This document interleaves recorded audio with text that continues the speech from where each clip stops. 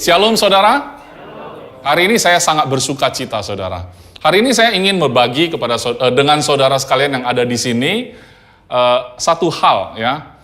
Ini kan pandemi sudah di ujung-ujung ya. Kemudian katanya sekarang kalau orang terkena juga COVID sudah seperti dianggap biasa gitu ya.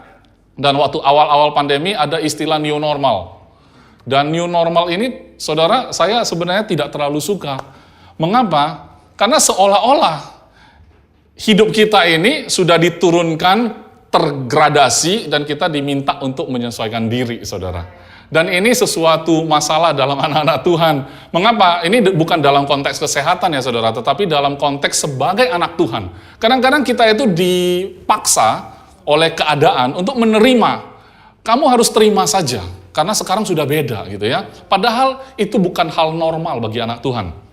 Maksudnya begini, kalau kita ini orang sehat, tentu yang normal adalah posisi sehat dong. Tapi kalau saya hari ini flu atau batuk, berarti itu kondisi tidak normal, kan begitu.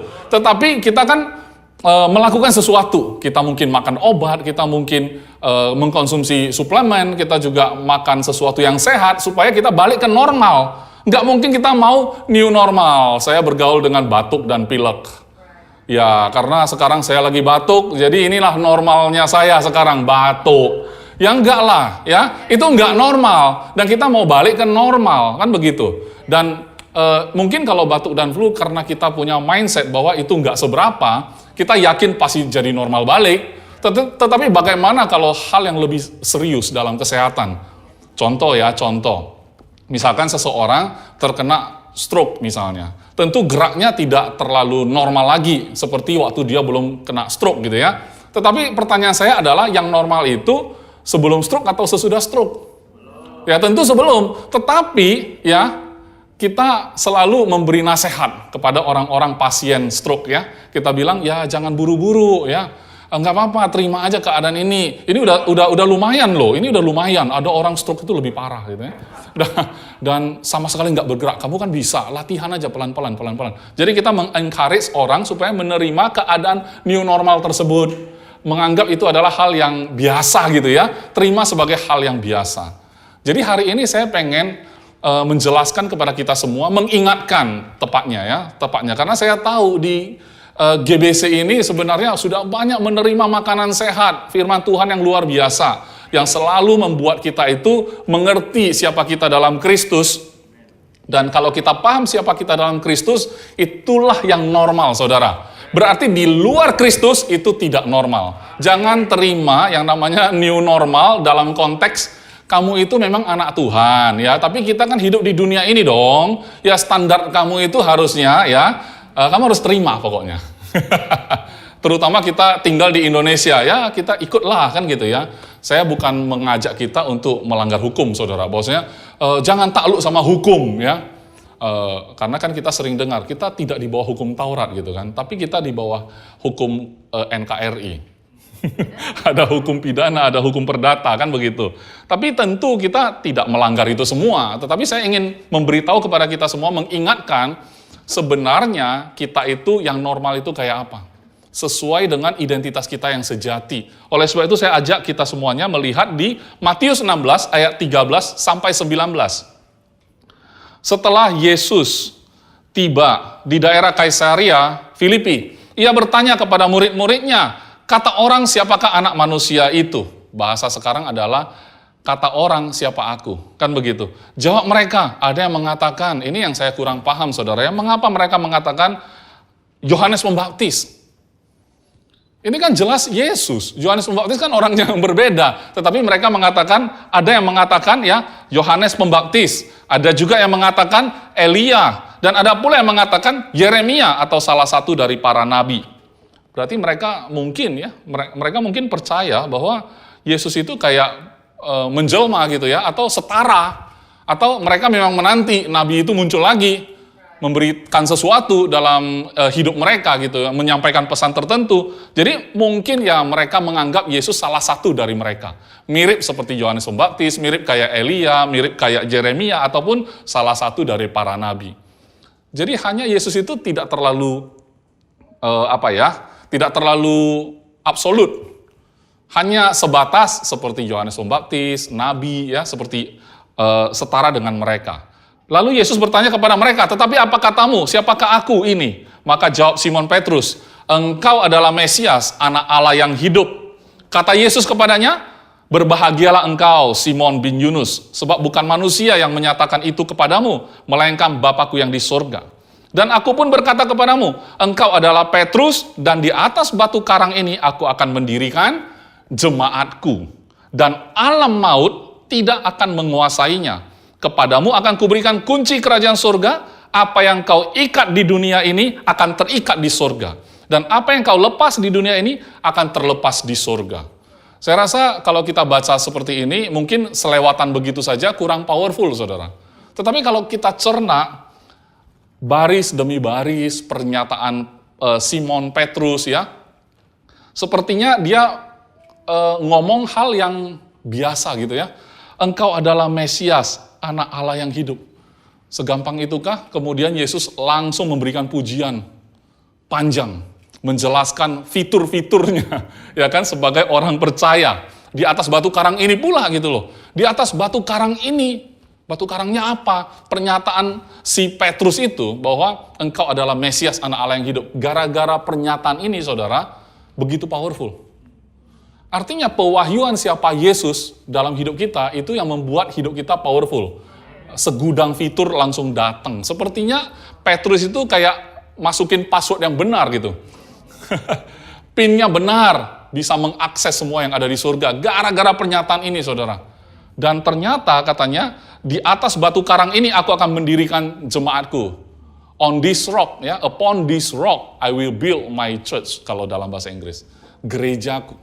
Dia akan membangun gerejaku. Saudara tahu pasti, sebagai jemaat di GBC, bahwa jemaat atau gereja itu bahasa Yunaninya adalah eklesia.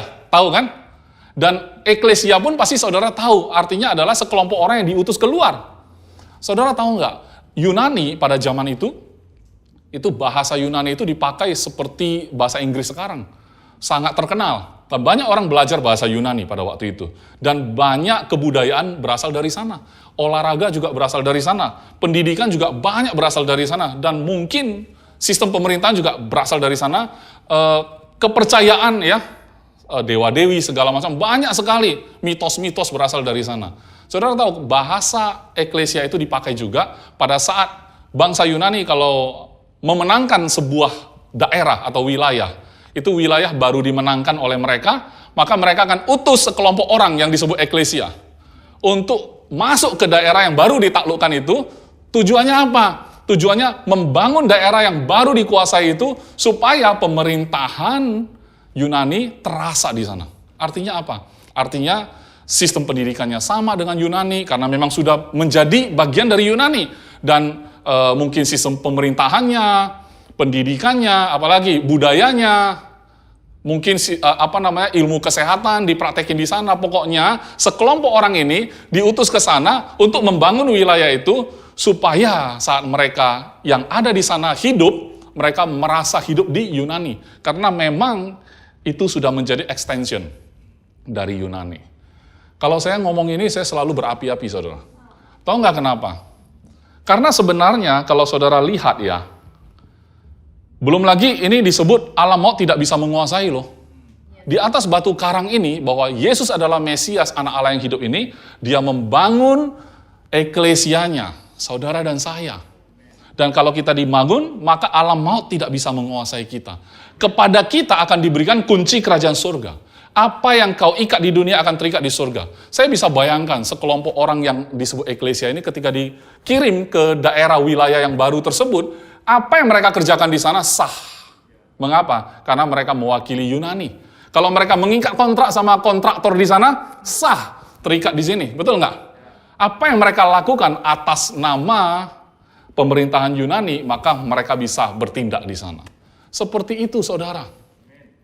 Mengapa? Karena dari awal Kejadian 1 ayat 1. Wah, terkenal sekali ayat ini. Saudara pasti bisa hafal kan? Kejadian 1 ayat 1 bunyinya adalah, pada mulanya Allah menciptakan langit dan bumi. Saudara, Tuhan tidak ciptakan langit, sky, maksudnya di sini. Tetapi dalam bahasa Inggris, in the beginning, God created the heavens and the earth. Ya, pada mulanya Tuhan menciptakan surga dan bumi. Bukan sky. Karena sky itu bagian dari bumi, punya atmosfer, kan gitu ya. Ada langit di sana. Tetapi langit yang dimaksud di sini adalah surga, heavens. Artinya apa? Artinya sebenarnya surga itu adalah percontohan. Yunani adalah percontohan. Eklesia dikirim dari Yunani ke tempat yang baru ditaklukkan untuk mencetak di sana sesuai, seturut dengan apa yang ada di Yunani. Berarti kita diutus keluar dari mana? Dari surga. Karena kewargaan kita adalah kewargaan surga. Diutus ke bumi ini. Untuk apa? Untuk mengestablish sebagai gereja Tuhan, untuk mengestablish gimana rasanya surga. Orang yang bertemu saudara harusnya bisa merasakan, ini normal ya, normal. Harusnya bisa merasakan rasanya surga itu kayak apa ketika berjabat tangan dengan saudara. Ketika mendengar saudara berbicara. Seperti sedang mendengar kata-kata dari surga secara langsung. Itu normal saudara. Kalau saudara masih juga bertanya-tanya, Tuhan kenapa begini terjadi, kenapa saya tidak menerima berkat, kenapa saya bergumul terus begini dan itu, saudara, itu tidak normal. Kayak lagi flu. Ya Tuhan mengasihi enggak orang seperti itu? Ya tentulah, kalau saudara sakit aja disembuhkan, tetapi maukah saudara tinggal dalam rasa sakit itu terus? Betul tidak?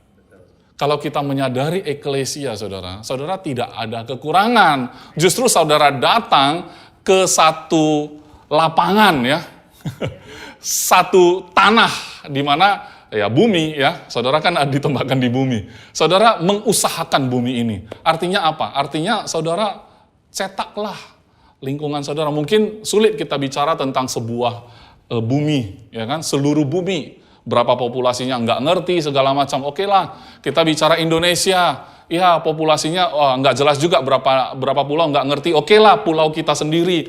Oh, terlalu luas juga. Oke lah, kota kita sendiri. Lama-lama kita sampai kepada keluarga kita sendiri. Tapi ingat, hari ini kita bahas eklesia, berarti kan gereja, tubuh Kristus. Saudara bisa bayangkan betapa Kristus memperhitungkan kita sebagai dirinya sendiri, saudara. Saudara masih ingat nggak waktu Paulus, waktu itu namanya Saulus. Dia itu penganiaya jemaat orang percaya lah ya. Dia itu dalam perjalanan ke Damsik itu kan, dia tersungkur dan buta. Dan waktu itu dia mendengar suara, siapa engkau? Akulah Yesus. Kan ada suara, Yesus berkata, akulah Yesus yang engkau aniaya. Saudara, kira-kira Saulus pada waktu itu sudah ketemu Yesus emang? Enggak, Yesus posisinya udah ada di mana? Udah ada di surga waktu itu. Tetapi kenapa Yesus mengatakan, akulah Yesus yang kau aniaya? Apakah Saulus pada waktu itu salah satu yang menganiaya Yesus? Tidak, dia menganiaya orang percaya. Dan Yesus memperhitungkan orang percaya itu sebagai dirinya sendiri. Amin? Betapa penting dan signifikannya eklesia, kita sebagai orang yang diutus dari surga, ada di bumi. Berarti kan, ya saya ngomong ini juga mengingatkan diri saya sendiri. Kita kan sering lupa, saudara. Ya kenapa? Karena jiwa, dalam jiwa ada memori. Ya. Memori kita pakai untuk ngisi yang enggak-enggak ya. Akhirnya yang sering, informasi yang sering-sering dimunculin dalam memori, itulah yang dianggap benar, saudara. Betul enggak? Ya, kalau berita bohong atau hoax, ya, kita ulang-ulang dengar, lama-lama masuk ke alam bawah sadar. Pasti kita anggap itu udah benar. Waktu dikasih tahu yang benar, kita nggak bisa bedain lagi. Kita anggap ini nggak pernah dengar, padahal itu yang benar. Tapi karena nggak pernah dengar, kita anggap ini salah. Karena kita recall tidak ada di memori. Yang ada cuman yang hoax tadi. Maka yang sehat jadi aneh. Kenapa? Karena yang normal adalah semua udah kena COVID. Jadi waktu bahas COVID-COVIDan ya, lu belum kena, jadi aneh. Yang belum kena yang aneh. Padahal itu tidak normal, saudara. Kena sakit, penyakit itu nggak normal sebenarnya, saudara. Jangan terima itu, amin. Jangan terima itu. Saya bukan takabur ya saudara. Saya juga bisa sakit. Semua orang bisa sakit. Pastor juga bisa sakit. Tetapi ketahuilah pada saat kita mengalami hal-hal itu tidak normal. Jangan terima itu sebagai sesuatu yang normal dalam hidup kita.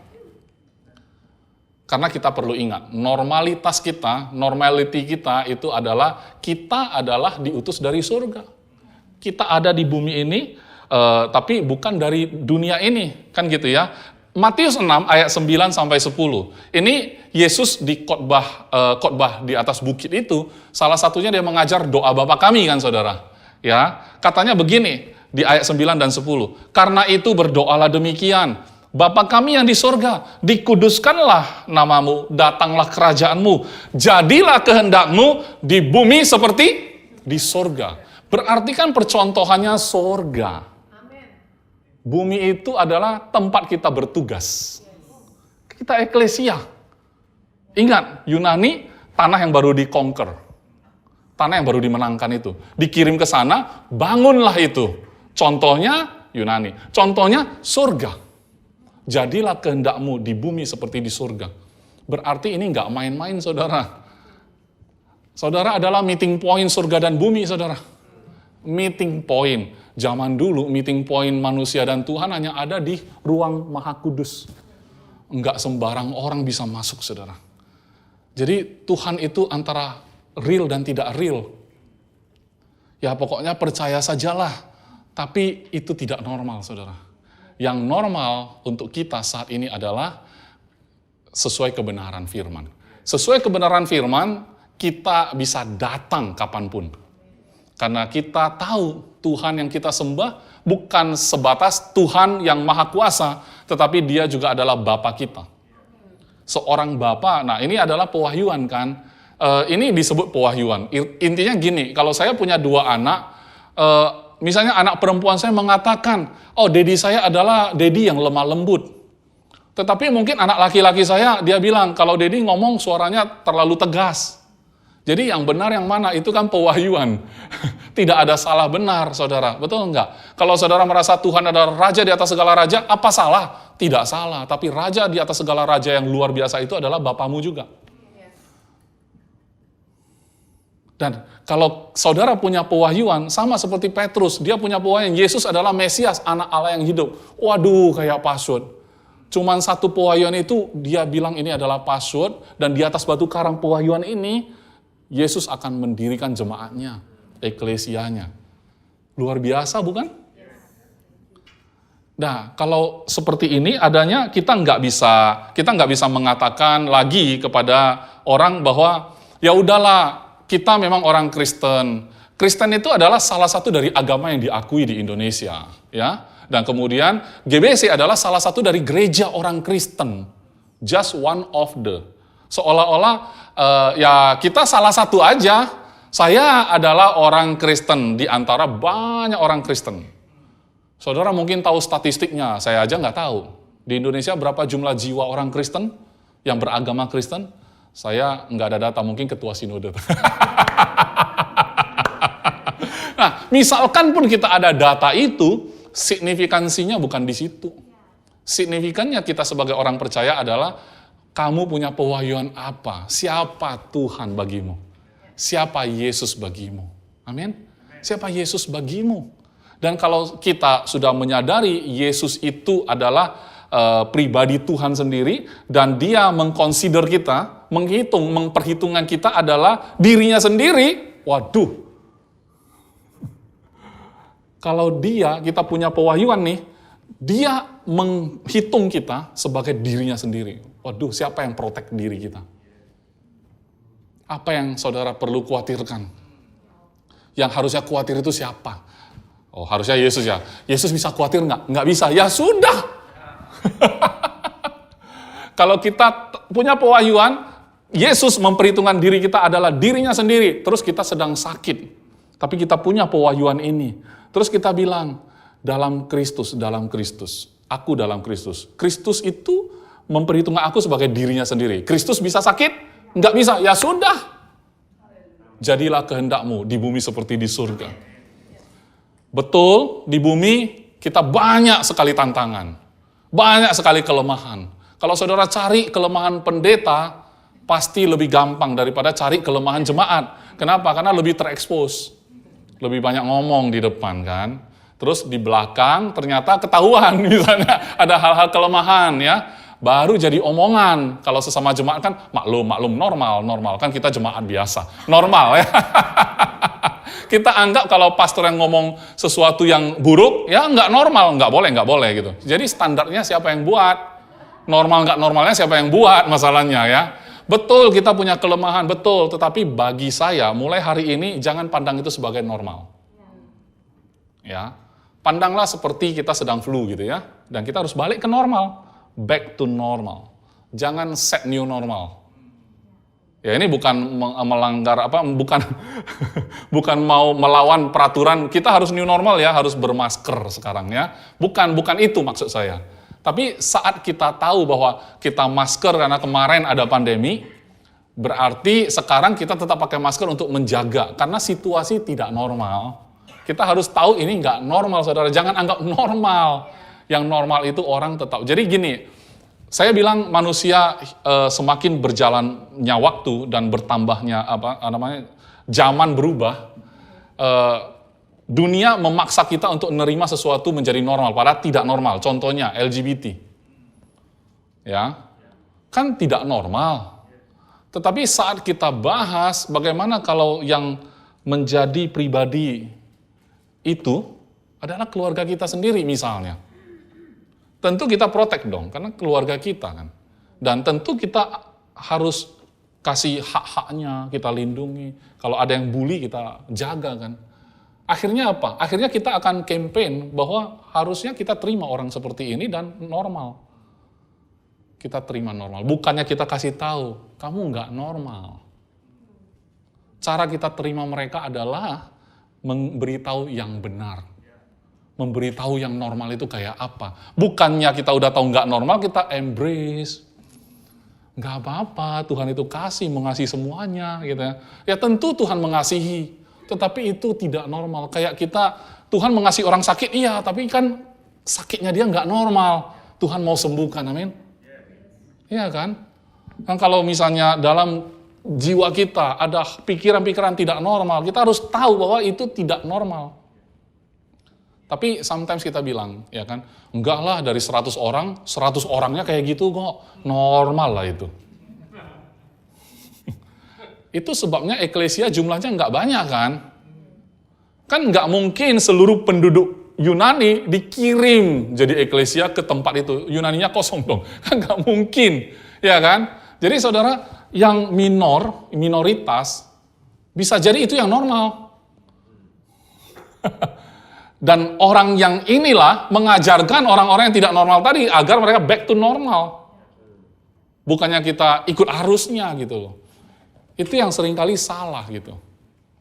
Dan anak Tuhan seringkali karena bergumul dengan keadaan dia sendiri, dia terimalah. Karena situasi dia pun kayak gitu. Ngelihat orang seperti itu, ya kita teman ya ternyata. Kita buat komunitas. Komunitas yang bukan untuk balik ke normal, tetapi komunitas yang bagi kita normal. Dan seperti itulah dunia. Cenderung akan mencari teman-teman yang mirip dengan dia, karena bagi mereka itu normal. Tapi kita eklesia, saudara. Kita ketemu di gereja, kita ketemu di rumah seperti ini. GBC ini rumah kan, saudara? Amin? Ya, gereja ini rumah bagi kita. Kita ini kan satu tubuh Kristus. Nah, ketika kita kumpul seperti ini, ya, kita bicara tentang kenormalan kita. Yang kenormalan kita itu adalah sesuatu yang supranatural selalu. Mengapa? Karena yang natural sudah terkontaminasi. Saat kita tahu bahwa kita supranatural, Senin kita balik ke hal yang natural, bukan normal ya, natural. Yang tidak normal itu, tapi natural. Kembali ke alam gitu ya. Ya kalau Minggu kan kayak ke surga nih. Ini kayak heaven ya. Di GBC, di gedung ini lagi ibadah, lagi dengar firman, kayak heaven. Begitu back to nature, hari Senin masuk lagi ke kantor, waduh, yang mana yang nggak normal? Akhirnya yang gereja, beritahu setiap minggu itu menjadi sesuatu yang supranatural. Kok kayaknya bukan natural? Ya, Pastor Yudi khotbah, Pastor Fredrik khotbah, Pastor Lita khotbah, Pastor Gav khotbah, itu sesuatu yang kayak melayang-layang. Kalau udah dengar itu memang feel good sih, melayang-layang. Tapi begitu saya back to nature, kembali ke habitat, mulai kerja lagi, datang lagi tuh pikiran-pikiran yang normal, yang tidak normal. Bayangkan ya, PR kita adalah waktu kita melihat banyak hal yang tadinya kita anggap normal, kita harus sadar hari ini itu nggak normal. Karena kenormalan kita bukan seperti dunia ini, tetapi kenormalan kita adalah seperti yang di surga. Dan jadilah kehendakmu di bumi seperti di surga. Amin.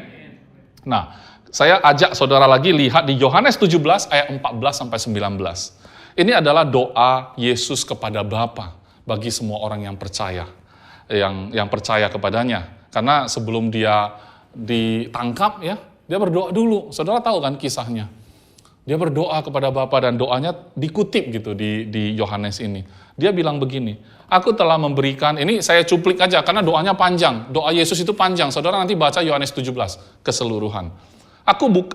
Aku telah memberikan firman-Mu kepada mereka dan dunia membenci mereka karena mereka bukan dari dunia. Sama seperti aku bukan dari dunia. Aku tidak meminta supaya engkau mengambil mereka dari dunia, tetapi supaya engkau melindungi mereka daripada yang jahat. Amin. Ini doa Yesus untuk saudara dan saya. Wah, kalau nggak datang kan nggak tahu nih. Walaupun di Alkitab ada, tapi nggak dibuka. Kalau dibuka kan ketahuan. Kalau ketahuan akhirnya nggak bisa dibohongin sama musuh kita. Ya, karena eklesia itu pasti ada yang mengacau ya. Kalau eklesia lagi bekerja pasti ada yang ngacau. Ya, pihak-pihak yang tidak senang. Ya, oke, kemudian aku tidak meminta supaya engkau mengambil mereka dari dunia, tetapi supaya engkau melindungi mereka daripada yang jahat. Mereka bukan dari dunia, ulang lagi sekali lagi. Sama seperti aku bukan dari dunia. Kuduskanlah mereka dalam kebenaran. Firman-Mu adalah kebenaran. Saudara, tidak ada jalan lain, saudara. Kita itu harus ceburkan diri dalam firman. Saya rasa itu yang normal bagi kita. Bukan menceburkan di berita-berita. Karena kalau kita ceburkan di berita-berita, ya kan, berita hari ini nampaknya trending, 20 tahun lagi ketinggalan zaman, saudara. Saudara kalau baca berita 20 tahun yang lalu, menarik enggak sih? 50 tahun yang lalu, ya kan, jadi sejarah. Anak saya kalau diceritain 50 tahun yang lalu, seperti ini, dia pun dengarnya ngantuk. Saya pun jelasinya lupa-lupa ingat. Udah 50 tahun. Udah ketinggalan zaman. Kalau misalnya saya cerita zaman dahulu, itu kalau mau dengar musik, kita beli yang namanya kaset. Apa itu kaset? Kaset kaki dia tahu. Kaset. Ada pita yang harus digulung. Hah? Pita digulung. Jadi ada internet? Nggak ada. Jadi gimana kontak-kontakan? Ya kan? Saya masih ingat ya, dulu di toko papa saya itu nggak ada nomornya itu telepon. Pokoknya diputar aja, nanti ring ke sentral.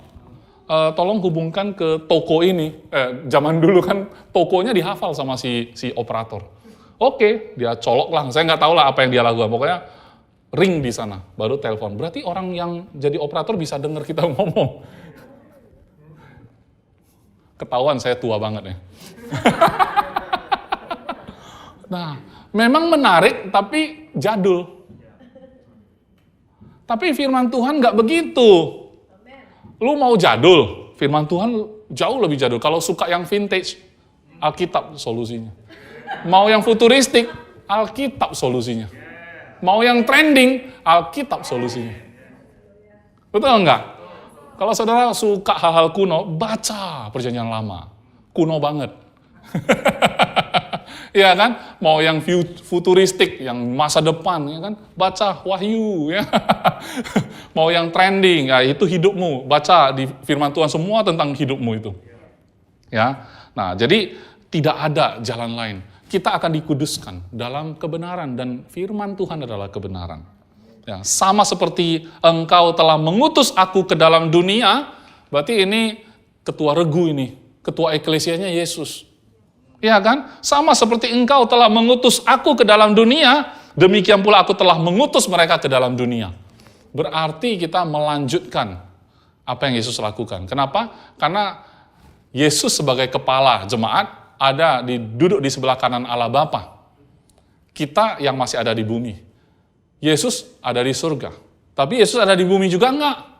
Ada. Lewat siapa? Ya lewat kita. Kehadiran Kristus di atas muka bumi hari ini adalah melalui gereja. Amin. Wah, berarti penting banget ya saudara ada. Sangat penting. Jadi kalau misalkan orang bersalaman sama kita, tiba-tiba jadi ketakutan, itu nggak normal. Waduh, orang ini lagi. Aduh, dia udah datang tuh, kabur Tapi kalau saudara menjadi pribadi yang sangat ditunggu-tunggu, wah kalau ketemu saudara seperti ketemu Tuhan Yesus, bahagia sekali gitu misalnya ya. Dia ngomong apa lagi, kayak nungguin Yesus ngomong. Berarti saudara sedang menjadi eklesia. Tapi kalau kehadiran saudara ditakuti, itu tidak normal. Ya, Tuhan akan tolong kita, menguduskan kita dalam kebenaran, yaitu firman-Nya. Saudara akan berubah. Dan ketika saudara berubah, saudara mengetahui juga bahwa, iya kita bukan dari dunia. Ya, sama seperti Yesus mengatakan dirinya sendiri, sama seperti engkau, Bapa, telah mengutus aku ke dalam dunia, demikian pula aku telah mengutus mereka ke dalam dunia. Dan aku menguduskan diriku bagi mereka. Saudara bayangkan. Kalau saudara mau merasa diri saudara kudus, ternyata kuncinya ada di sini. Soalnya kita cuma cari perasaan, saudara. Kebenarannya kan kita sudah kudus. Tapi rasanya enggak kudus, betul nggak? Pengen nggak rasa kudus? Kalau pengen, ya kan? Yesus menguduskan diriku bagi mereka, katanya. Yesus bilang, aku menguduskan diriku bagi mereka.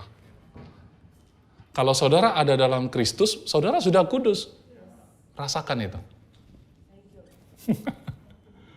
Kalau cuma perasaan mah gampang, saudara. Justru yang susah, kita merasa, tapi sebenarnya nggak kayak gitu. GR namanya. Kalau anak Tuhan, terbalik. Sebenarnya sudah begitu, tapi nggak merasa. Betul kan? Itu yang jadi masalah. Berabad-abad. Yang dikejar rasanya. GR. Iya kan? Pengen merasakan tapi sebenarnya nggak kayak gitu. Anak Tuhan terbalik. Sebenarnya sudah begitu, tapi nggak merasa. Jadi hari ini kita terobos. Ternyata merasa itu gampang. Mengetahui saja. Rasakan. Mengetahui firman Tuhan, oh ternyata firman Tuhan ngomong begitu ya. Feelingnya ikut. Bukan tunggu feelingnya baru baca firman. Sebenarnya gini ya, kalau mengikuti feeling saudara, kita nggak suka sentuh Alkitab, betul nggak? Untung sekarang ada digital.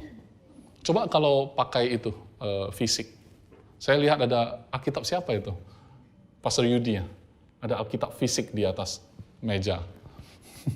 Saya lihat, waduh, wah Alkitab fisik siapa yang tertarik sama Alkitab fisik? Biasanya untuk ganjalan handphone. Karena tebelnya cukup ya. Aku beli 2 supaya bisa tablet juga. Ya, untung digital ya. Jadi firman Tuhan itu kadang-kadang gini, firman Tuhan itu kan konten bagi kita. Minggu lalu saya ngobrol sama Pak Arif kan. Kadang-kadang orang bicara di depan itu, kenapa kadang-kadang terasa powerful. Semua orang punya Roh Kudus. Masalahnya kalau kita punya Roh Kudus tuntun kita. Ya kan? Misalnya ya, tuntun kita. Tapi kita nggak pernah baca firman nih ceritanya. Nggak ada konten berarti. Oke, kita tahu Tuhan mengasihi. Tapi gimana ngomongnya ya? Nggak ada konten. Feelingnya ada, nggak ada konten. Ngasih taunya susah. Tapi kalau misalkan kita ada konten, yaitu firman Tuhan, itu konten kita. Kita mengisi hidup kita dengan firman misalnya. Itu jadi konten. Ketika Roh Kudus tuntun, ngomong sama seseorang, ini untuk eklesia saja ya. Kalau saudara percaya saudara adalah eklesia, ini adalah gaya hidupmu. Konten sudah ada. Saudara bicara sama orang-orang dunia, ya kan? Kan mau kan melihat kehendak Tuhan jadi kan? Oke, saudara kan agennya nih, agen ini, ambasador ya. Oke. Saudara ketemu orang lagi galau gitu ya. Saudara lihat wajahnya, saudara bisa rasakan apa yang sedang dia rasakan. Saudara dituntun Roh Kudus, saudara ambil konten, kasih tahu dia. Hei, luar biasa, ini adalah urapan Tuhan. Tuhanlah yang mewahyukan itu. Tuhan berbicara rasanya lewat kamu. Oh, puji Tuhan. Nah, seperti itu gaya hidup kita. Kok bisa ya tepat sasaran gitu? Karena saudara dituntun oleh Roh, tapi saudara punya kontennya memang, yaitu firman Tuhan. Apa enggak frustrasi? Kita greget tapi enggak ada konten. Kayak eklesia diutus enggak bawa bahan nih. Enggak ada bahan. Bangunlah ke sana, ya kan? Ke tempat yang baru kita menangkan itu. Kamu kuutus ke sana, ayo bangun seperti negeri kita.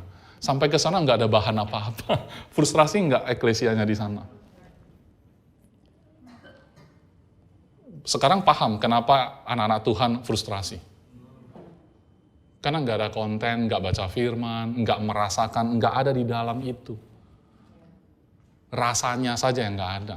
Tapi sebenarnya dia anak Tuhan, saudara. Sayang sekali, dengan segala kecanggihannya, kita berakhir hidupnya. Dulu saya pernah dalam khotbah saya bilang, itu sebenarnya di dalam tanah, itu kan, yang paling berharga terkubur di sana itu bukan di Freeport, ada emas, ada tambang minyak gitu ya, bukan. Tapi kuburan. Kenapa? Potensi mereka belum keluar semua tuh udah mati duluan. Belum dieksploitasi udah mati duluan. Gimana kalau eklesia juga menghabiskan waktunya sampai dia meninggal ya, pulang ke rumah Bapa dengan tenang, tapi sebenarnya dia belum melakukan apa-apa. Dia belum menjalankan perannya. Tapi apakah dia selamat? Nggak usah khawatir ya saudara. Saya bukan bahas itu. Saudara pasti selamat. Masalahnya, apa mau? Sampai selesai kita hanya sibuk ngurusin 3 kali sehari makan apa ya, makan apa. Sekarang sudah makin makmur, oke tambah 4 kali sehari. Udah makmur, 5 kali sehari deh. Jadi orang makmur itu kelihatan berapa kali sehari dia makan. Nah, kalau udah 5 kali, lihat dulu kontennya apa, makan apa dia. Lihat konten yang dia makan itu apa. Nah, itu lambang kemakmuran dia. Jadi kadang-kadang kita identifikasi diri kita atau diri orang, kita lihat dari apa-apa yang ada pada dirinya. Kita anggap itu jati dirinya. Nah, itulah pola anak-anak Tuhan waktu dia SD, ya kan, dia lihat kawan-kawannya ada apa, dia harus punya juga. SMP, sudah mulai remaja, sudah mulai mencari jati diri sendiri, ya kan. Aku mah gitu orangnya. Aku pokoknya orangnya kayak gitu, udah. Wah, itu nggak normal loh saudara, tapi dia pelihara. Kenapa? Karena nggak ada firman. Yang ada adalah omongan kawan. Nah, sekarang beranjak dewasa, kuliah, kerja, bisnis. Itu kan kolega kita juga punya masukan kan. Memberitahu harusnya gini, harusnya gitu, harusnya sebenarnya nggak normal. Tapi karena kita nggak punya firman, kita aminkan mereka punya. Betul kan? Kalau kita punya yang asli, kita aminkan yang asli ini, kita ajari mereka bahwa kamu tidak normal. Itu baru eklesia. Jangan sampai mereka yang jadi eklesia, kita yang dipengaruhi. Jangan baca Alkitab, Alkitab hanya tulisan manusia. Jadi yang kamu baca apa? Berita. Emang itu bukan tulisan manusia? Itu lebih obsolete lagi. Obsolete, ketinggalan zaman. Ya berita pasti ketinggalan zaman. Coba bacalah, 50 tahun lagi bacalah. Kejadian 2022. Saya rasa pandemi kita itu dibaca sama anak cucu kita. Sesuatu yang, kayak kita baca dulu ya. Flu Spanyol, zaman dulu kayak apa. Perang Dunia I, Perang Dunia II. Udah lewat. Tapi firman Tuhan nggak pernah lewat. Amin. Oke. Kemudian, dan aku menguduskan diriku bagi mereka supaya mereka pun dikuduskan dalam kebenaran. Amin. Nah, saya akan tutup dengan satu ayat terakhir, saudara, yang diambil dari Kolose 3 ayat 1-4. Di ayat inilah saya mau berikan tema untuk khotbah hari ini. Waduh, kok temanya di ujung ya? Ya, karena yang tadi itu konteksnya, supaya kita paham, eklesia seperti itu. Tapi judul khotbahnya bukan eklesia, saudara. Eklesia itu adalah identitas kita, peran kita, posisi kita di dunia, di bumi. Ya. Kalau anak Tuhan itu posisi kita di mata Bapa. Tapi kalau di mata dunia kita itu eklesia. Ya. Nggak mungkin kita bapak, kan? Nggak mungkin kita jadi bapaknya, nggak mungkin. Kita eklesia. Ya. Nah, ayat 1 sampai 4, Kolose 3 ayat 1 sampai 4. Karena itu, kalau kamu dibangkitkan bersama dengan Kristus, carilah perkara yang di atas. Ini kata cari ini agak lucu, saudara.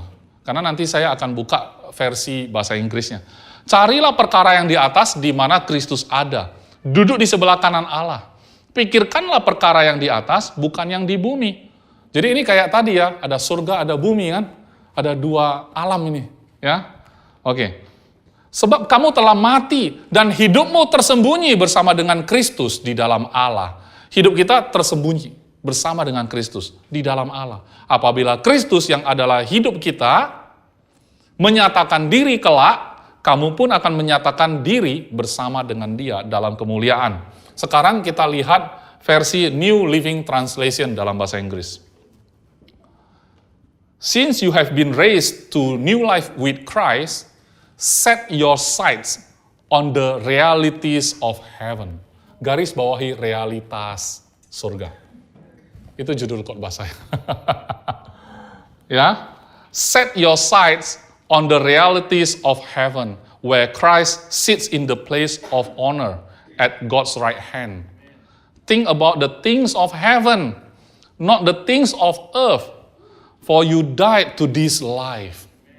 Kita sudah mati dengan hidup yang satu ini, ya kan? And your real life is hidden with Christ in God. Ini yang sejatinya, saudara, hidup kita. Hidup yang tidak sejati apa? Hidup yang kita sedang jalani ini, yang ada di dunia, yang nanti akan berakhir. Berarti sementara yang asli, yang normal, yang real, tersembunyi dalam Kristus. Amin. Masalahnya adalah kita perlu set pandangan mata kita, set your sights on the realities of heaven. Kita perlu set pandangan mata kita tertuju kepada realitas surga. Bukan realita di dunia. Justru realita dunia adalah PR kita. Kita adalah ambasador supaya realitas surga menjadi kenyataan, menjadi realita di dunia ini. Jadi, think about the things of heaven, not the things of earth. For you died to this life. And your real life is hidden with Christ in God. And when Christ, who is your life, is revealed to the whole world, you will share in all His glory. Apalagi, saudara? Apalagi? Saudara, saya rasa pulang dari sini ya setelah dengar firman, saudara boleh putar ulang lagi nanti ya supaya views-nya nambah. Oh, bukan ya. saudara boleh renungkan lagi lanjutannya. Kenapa? Karena saat kita tahu identitas kita, saat itulah kita mulai, saudara, melakukan tugas ambasadornya kita. Kalau tidak, saudara, kita ngurusin urusan dapur kita saja, pikiran tentang kesehatan kita sendiri, keluarga kita sendiri, pendidikan anak kita sendiri. Kita mikirin yang kita khawatirkan seperti yang dunia orang khawatirkan. Itu yang dia bilang, jangan pikirkan hal-hal di bumi. Kenapa? Orang dunia pun pikir kayak gitu, saudara. Jadi apa signifikansi dari status saudara sebagai anak Tuhan kalau gitu? Apalagi sebagai eklesia. Saudara butuh pertolongan dunia, bukan saudara menolong dunia. Betul enggak? Saudara diubah oleh dunia, saudara bukan mengubah dunia. Bukan itu tugas eklesia. Eklesia datang, diutus seperti Yesus diutus dari surga. Saudara juga diutus oleh Yesus. Bukan dari dunia ini, tapi ke dunia ini supaya apa? Melakukan perubahan itu. Supaya mereka yang berkenalan sama saudara di lingkungan pekerjaan saudara merasakan bumi seperti di surga karena saudara ada di sana. Karena keberadaan saudara sama dengan keberadaan Kristus. Cukup signifikan nggak? Keberadaan saudara sama dengan equal kehadiran Kristus. Berarti saya nggak khawatir lagi. Dunia pekerjaan saudara, dunia studi saudara, dunia pertemanan saudara, dunia pelayanan saudara, apalagi kalau pelayanan lebih gampang ekspresinya. Tapi yang dunia pekerjaan, kita merasa kita ini minoritas. Kita ini merasa kayak kita kan bawahan, pastor, ya kan? Atasan kan bukan orang percaya, pastor, ya kan? Bisa nggak saudara lihat itu hanya sebuah struktur? Ya kan? Apakah seorang jenderal bisa memenangkan pertempuran kalau bukan prajuritnya yang berperang juga? Lebih penting siapa? Jenderal atau prajurit? Mana bisa kita ngomong begitu? Itu peran. Itu peran. Kalau kita punya mindset seperti itu sebabnya Paulus mengingatkan tubuh itu ada tugasnya masing-masing. Tidak ada satupun yang boleh merasa bahwa dia lebih penting. Iya kan? Kalau begitu, pakailah mindset itu juga dalam lingkungan pekerjaanmu. Kenakan pikiran seperti itu juga. Jangan merasa dirimu kecil di tempat kamu bekerja. Jangan merasa aku kan belum punya prestasi. Walaupun kamu belum punya prestasi, kamu tidak merasa dirimu siapa-siapa, tapi ketahui hari ini, kamu sangat signifikan. Keberadaanmu sangat signifikan. Yesus mengatakan bahwa kamu adalah dirinya sendiri. Saulus, akulah Yesus yang kau aniaya. Saudara percaya sama Yesus, kalau orang menganiaya saudara, orang sedang menganiaya Yesus. Itu kata Yesus, bukan kata saya. Saya cuma mau ngasih tahu saudara, seberapa pentingnya saudara ada di atas muka bumi ini, mewakili surga. Amin. Oke, mari kita bangkit berdiri. Saudara, khotbah yang sebenarnya itu bukan apa yang saudara dengar pagi ini. Tapi sebenarnya firman Tuhan yang harusnya berbicara kepada saudara lebih banyak ketimbang apa yang dikatakan pastor setiap minggu di gereja. Karena sehari-hari saudara yang paling penting adalah saudara bicara terhubung dengan surga. Biarlah realitas surga itu menjadi patokan untukmu. Karena menjadi seorang ambasador dari surga, apa yang engkau ikat di bumi akan terikat di surga. Engkau sedang mewakili satu entitas yang kekal. Saudara datang dari kekekalan. Hidup saudara tidak ada limit. Saudara tidak akan pernah mati. Yang ada cuman waktu di bumi ini yang terbatas. Tapi omonganmu nggak ada batasnya. Pengaruh yang kau berikan tidak ada expired date-nya. Pernyataan-pernyataan yang kau lontarkan yang berasal dari firman Tuhan, ketika didengar oleh seseorang, dia akan teruskan ke anak cucunya. Engkau tidak pernah tahu sesignifikan itu engkau berbicara mewakili surga. Oleh sebab itu, jangan pernah merasa diri saudara sendiri sangat kecil dan tidak berharga. Mungkin hari ini, sampai detik ini, saudara masih merasa, saya bukan siapa-siapa. Kalau saya ke gereja pun, saya tidak ada pelayanan apa-apa, saya cuma datang, duduk, paling pojok mungkin, yang kalau bisa orang tidak kenal siapa saya. Saya tidak nyaman diajak bicara. Karena saya pikir saya ini adalah orang yang melengkapi saja. Tidak, saudara. Tidak. Engkau pun punya tempatmu. Engkau pun punya peranmu yang sama pentingnya di mata Tuhan. Dan di mata orang-orang yang mengenalmu sebenarnya. Hanya saja engkau tidak merasa. Tapi sebenarnya engkau penting.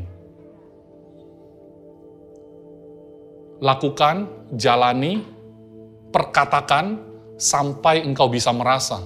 Bukan tunggu engkau merasa dulu. Katakan dalam hati, aku ini penting, aku ini berharga. Aku ini diperhitungkan sebagai diri Kristus sendiri, oleh Kristus sendiri. Aku oleh Yesus diperhitungkan sebagai dirinya sendiri.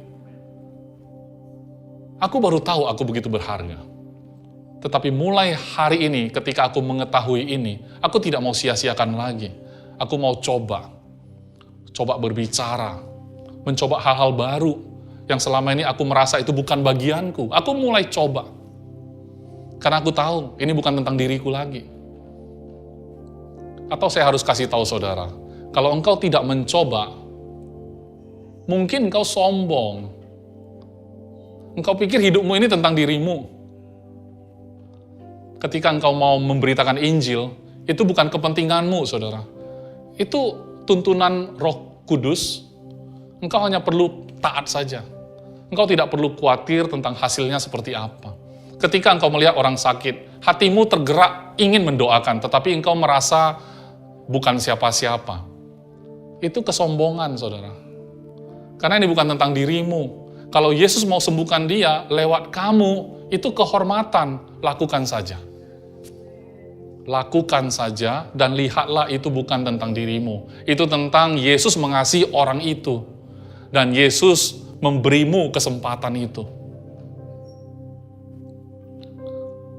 Mari kita ambil roti di tangan kita.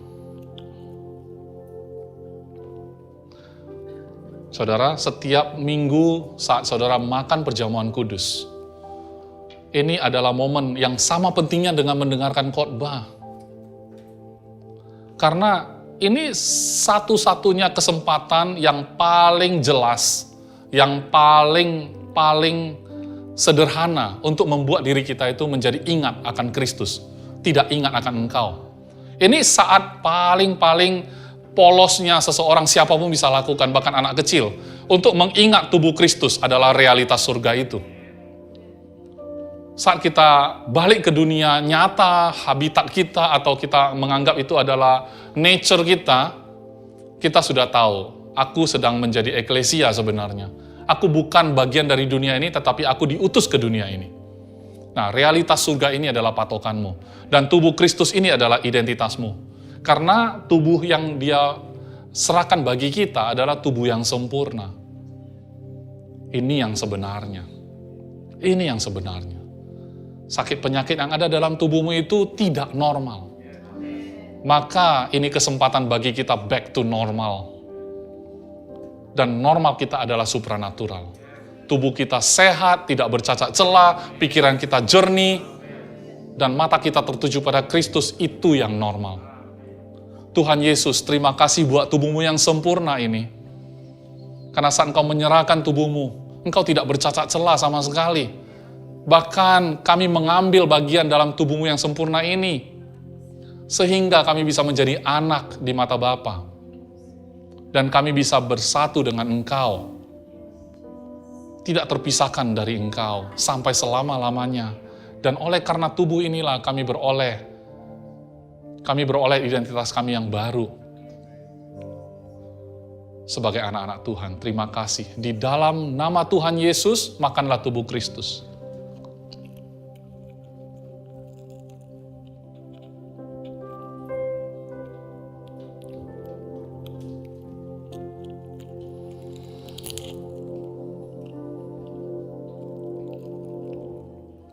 Cawan ini adalah darah Kristus.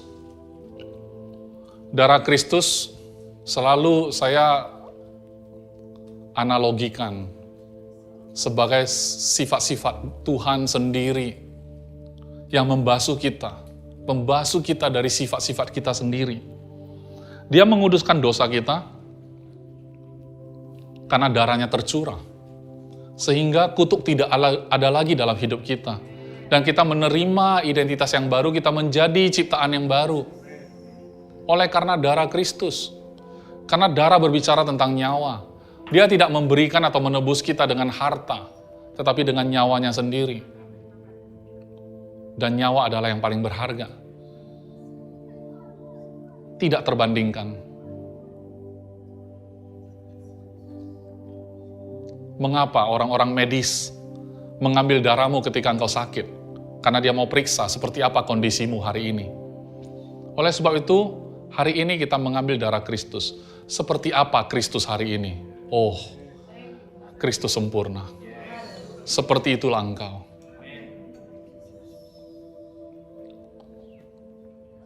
Terima kasih Tuhan Yesus buat darah-Mu yang sempurna ini. Kami mengucap syukur, karena oleh darah-Mu yang tercurah bagi kami inilah, kami beroleh identitas kami yang baru. Kami tidak ada lagi harus menjalani dalam perasaan tertuduh, tertekan, akan akan dihukum, tidak ada lagi. Karena Engkau sudah bayar lunas. Ini adalah tanda bagi kami, bahwa kami adalah orang yang sudah ditebus. Kami memiliki sifat-sifat Tuhan. Menjadi eklesia di tengah-tengah bumi ini, di tengah-tengah dunia ini. Terima kasih Tuhan Yesus buat darah-Mu yang sempurna. Di dalam nama Tuhan Yesus, minumlah darah Kristus.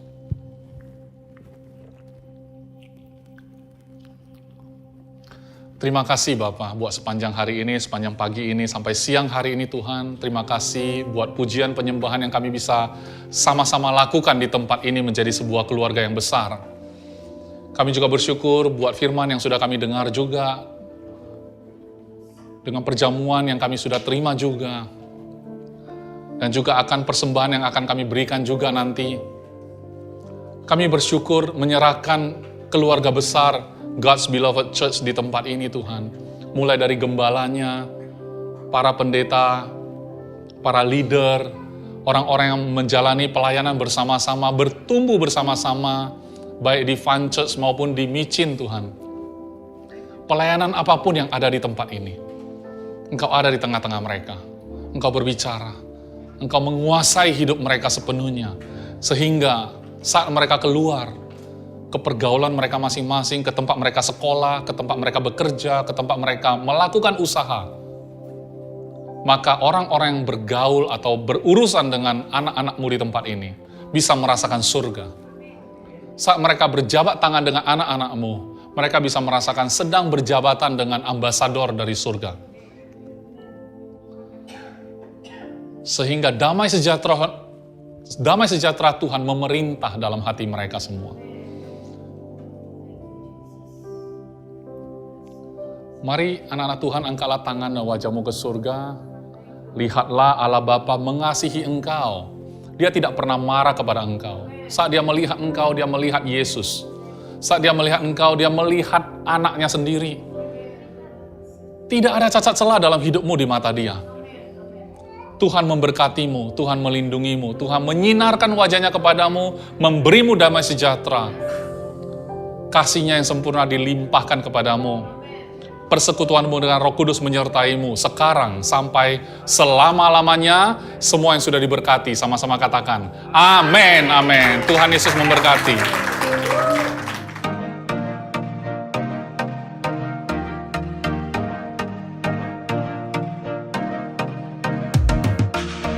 Terima kasih untuk saudara sekalian yang telah mengikuti ibadah GBC Jakarta bersama kami.